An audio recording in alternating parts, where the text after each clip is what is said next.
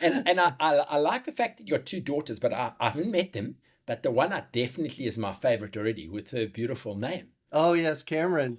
Yes, yes, you're reading the dedication. Yeah. Yes, I mean, my family means everything to me, and the kids are truly inspiring. Ladies and gentlemen, welcome to another episode of the Rhinoplasty podcast with me, Dr. Cameron McIntosh. It is season 3. We're coming to you live from Berlin, and I have managed to drag in one of the co-directors of this incredible meeting, the IMRS meeting, the top rhinoplasty societies of the world around here. And for the second time on the podcast, I've got Sam Most with me. Sam, thank you for being here. Awesome to be here. I've got one question for you. Why wasn't I in season 2? Oh, that's a deep one. Oh dear, yes, I can't. I'm just kidding. I think it's so great you're doing this, and I'm honored that you're having me. And I can't imagine anybody wants to hear me talk anymore after last time. But it's just great to be here. I love talking about rhinoplasty. I love talking to you. So whatever you want to talk about. Yeah, so I say to Sam beforehand, I say, let's talk about the evidence-based medicine group. She said, no, it's too advanced. Let's just chat away. I didn't say it was too advanced. I said nobody wants to hear that anymore. But I'd be happy to talk about it. I think it's a great thing. Yeah. Obviously, it's close to my heart. And I think it's something we all need to think a lot. Yeah, sure. So Sam, it was taking the listeners back. We saw each other about 6 months ago in South Africa when we brought you in there, and Wolfgang pulled out at the last minute. Unfortunately, we ended up having you to do 5 live surgeries in like 24 hours. 5 live surgeries, yes. But we did it. Yeah. We did it. It was great. And they came out beautiful. You guys all, I mean, obviously it was a team effort, and it was great. And I'm just thankful for the opportunity. It's great to see beautiful country, beautiful people, good friends. And it was my first time there. Yeah. It was a really long trip, as you remember. Yeah. By the way, this guy, I got off the plane, and he took me straight to a boat. And we went whale watching. Yeah. I hadn't slept in about 30 hours. And we just took off from there. And you know what? It was worth it. It was just so much energy, and you exude so much energy, so it's infectious. And I just made it through, and great society you started there. Really good group of rhinoplasty surgeons, young and older. Yeah, we got a group of eight South Africans that come out to the meeting. Yeah, here. Yes. Great. Which is really amazing. Yeah. That's great. So I've got a little surprise for you guys. If those of you who aren't listening, or watching the video, I managed to sneak in a copy of this new book called Comprehensive Rhinoplasty, Structural and Preservation Concepts by Sam P. Most. So Sam, I know you don't like the limelight here, but this is so fascinating. I mean, you've been publishing a lot of papers, etc., but finally you brought the book out. Yeah. It was tell the listeners about it. Was a big undertaking. For years I stayed away from the idea of writing a textbook. Yeah. And around 20 years in practice, which is a couple of years ago, I finally started warming up to the idea. Yeah. Because I thought, well, it'd be nice to sort of consolidate some of my philosophies after 2 decades of rhinoplasty. Yeah. Listen, we're all students. I'm still learning. Yeah. And also because I think there was a gap at least in the textbooks, regarding fusing structural and preservation concepts. Yes. And so I wanted to have a comprehensive book, which wasn't 3 huge volumes or something that someone could get through. Yeah. It goes through the basics, structural rhinoplasty, how to approach patients, all the way through preservation and then revision and complex case concepts. Yeah. And so it sort of came together. And my philosophy was also that I wanted to be completely my voice. So all the people who wrote these chapters with me, and I wrote all these chapters, are my former fellows. Wow. So they all know exactly how I do things. Yeah. So I was heavily involved in either completely writing the chapter or co-writing it with them. And it's sold through QMP. They're the publishers. Yes. Yeah. Wow. So I'm just paging through this and having a look at how many people were actually part of this. Yeah. Where did you find the time? I've got a supportive team, a supportive group, a loving family, and I just was able to make it happen. Yeah. I don't know where the time comes from. It's really daunting, these tasks, when you put them in front of you. Yes. But then you split them down into small steps for anything, as you know. Yeah. and you just take one step at a time, and you measure your progress, and eventually you get to the end. So tell me a bit more about this stuff. What were the highlights and what were the lowlights in getting this book together? I was super excited. One of the highlights was just deciding to take the plunge. Yes. You know, the tough parts are when you're in the meat of it and you're just trying to get things done. And then at the end, editing and finally putting it together. Organizing the artwork was a big task. Yeah. We have a wonderful artist, Chris Grallop, who did all this artwork in there. I've worked with her for many years, and this is the first big project we did where we did an entire textbook. She did all the illustrations in my lectures and in my publications and journals. But this time we did the whole textbook, and she's wonderful to work with. And then editing the videos was tough. In the end, I actually did it all myself. So there's also videos included. There are 4 full cases in there, and also through the text, when there's a technique, there's a tag to a particular part of one of the videos that has that technique. Fantastic. So you, for example, lateral curl strut graph, for example, next to that there'll be a video tag, and you can go and just look at how to do that, for example, things like that. But that's brilliant. I mean, it literally, I think in the market, it's needed because there's a lot of complexity in rhinoplasty. Yeah. And if you want to start, like, where do you start? Right. And I think especially if you're thinking about preservation, I think it's good if you don't want to give up all the structural work. Yeah. So it was fun. It was a lot of fun. Thanks for bringing it up. So now tell me, there's one chapter missing here, though. Beth Most, Mrs. Sam Most, being married to a rhinoplasty surgeon. She's not going to watch this, I think. So, no, we've been together. This year will be our 30-year anniversary of marriage. Wow. And we were together 5 years before that. Wow. So we've been together for most of our lives. Yeah. I'm just a super lucky guy. I can't think of what it would be like if I hadn't met her and convinced her to be with me. and I like the fact that you got 2 daughters, but I haven't met them. But the one definitely is my favorite already with her beautiful name. Oh, yes, Cameron.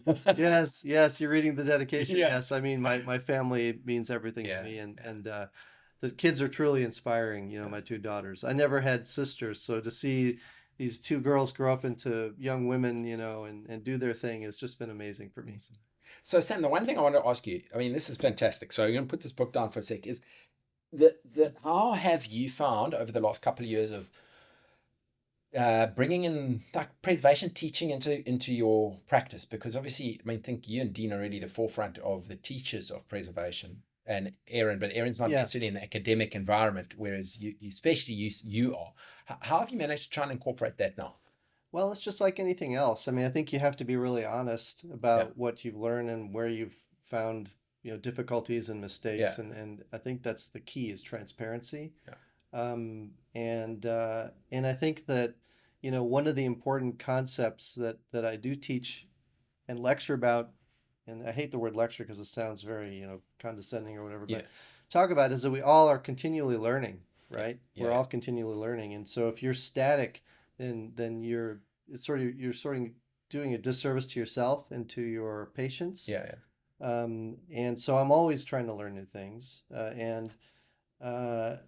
Preservation is no different than any of the other things, really. I mean, it is a big leap forward. It's conceptually, after having done conventional hump resection for your whole career, then suddenly to have this idea of impacting it is a sea change. It's very different, but the concept that you're going to continue to learn and then teach what you learn is no different. So I think the keys, though, are, always be skeptical when you're learning. Don't believe everything you hear, especially from me. But from anybody, if anything sounds too perfect to be true, then it really is, right? Yes. If someone says you should always do this or never do this unless it's something really obvious, then be skeptical. And I'm always skeptical. And so I didn't really jump into preservation. It took a couple of years of watching some of these folks do the open preservation before I did it. And when I talk about it, I say, it's not for every single patient. Yeah. I think that preservation is now a term that can be applied to anything where you're preserving the cartilaginous vault, and even somewhere you're partially destroying it. And so there's a whole spectrum of different procedures. It's not a binary decision between complete resection and complete preservation. There's all these different things in between, right? So that's really exciting. And that's another thing I try to say, is it's not a binary decision. You have a lot of different ways of treating the dorsum now. And so, yeah, I mean, I think it's just like anything else, but I think it's an exciting time in rhinoplasty. It really No, is. I absolutely. think things were getting a little stagnant, and the last 5 years Yeah. has really been revolutionary. Yeah. Okay, last topic I want to chat about is schnoss. No, Yes. nah. So, two things is, did you think that when you guys first published it and researched it, how many, 15, 20 years ago, it would be where it is now? Oh, it was only 6 years ago. 6 years, it feels like. Yeah, actually, 2017. 2017. Well, I saw a need around 2010. I was thinking there's a need for something like this Yeah. because I've been using the nose questionnaire, but it Yeah. really didn't measure any aesthetics, and there wasn't really a great, and I'm saying with an asterisk, there wasn't really a great, well-validated aesthetic and Yes. functional questionnaire.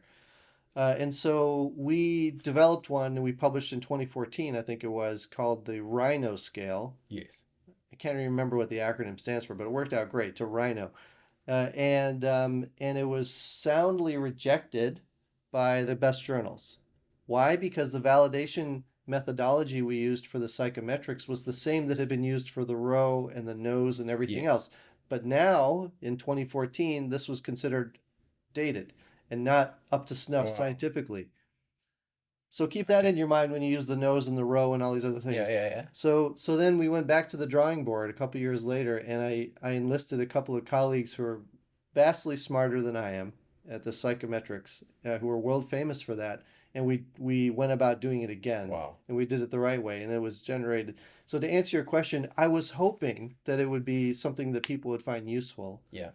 I'm very happy that it's been adopted worldwide, and so I it's sort of just kind of completely fulfilled what I wanted it to do, and I just hope more people can use it. Yeah, but they will. So the other thing around schnoss that I've been pondering is, so it gets published 6 years ago.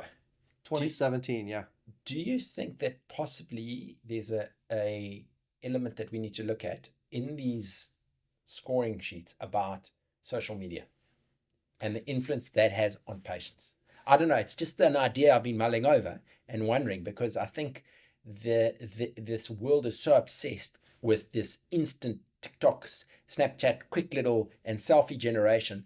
More, and even in the last 6 years, it's changed a lot. I don't know. It's funny you should mention that because that's something that we're actively pursuing. There you go. We actually have some validated questionnaires on Yeah. social media use that we're starting to Okay. use, and we're going to examine that and see what the effects are. And it is true. It is true. I think it'd be cool to develop something particularly for plastic surgery patients that measures their social media use. But it's more than social media use. This is the outside influence thing. So I have this equation that I use sometimes in lectures, and it's an old equation called, it says happiness equals reality minus expectations. Mm-hmm. Okay. Yeah. And so happiness is what we both want, surgeons and patients. Reality is what you can achieve. Expectations are what they want. Yeah. So unless your reality is at least matching expectations, you're going to get into a negative number. Yeah. Yeah. For happiness. So, Yeah. but expectations, then, this is my original thought. I broke it down into a complex equation that is the sum of the number of people who influence that person. Okay? So Yeah. this is a sigma n whatever it is. Yeah. And then the lambda is the influence level of that. So if there are 10 Okay. people who influence them, but the lambda is a 0, then there's no influence on the Okay. expectations. But some people, no matter what they think, they're so insecure, everything is about what other people think about them. Yes. And this is like social media users to a certain extent. Yes. They want likes, they want so on, or if they're very happy with their nose, but they go home and their husband says, it's ugly, I don't like it. I've had this happen. They're happy at 3 months, 4 months, but then they meet some new boyfriend who says he doesn't like it or something. And then suddenly, so the influence of other people is something you really want to measure, not just social media. So if there's some way we could measure that, that would be really cool. Very interesting. That would be very cool. And I think that would, that goes kind of along with nasal self-esteem, which is question 5 on the questionnaire. Yeah. How much of your self-worth is tied up in your nasal appearance, your esteem?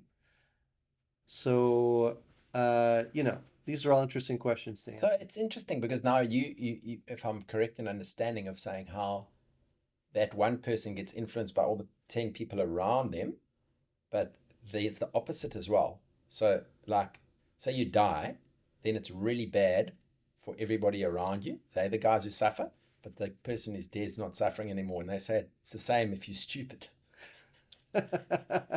It's really bad for you. Are you saying something about me now? There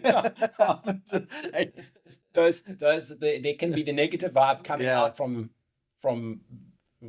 dare I say, the patient as well, causing.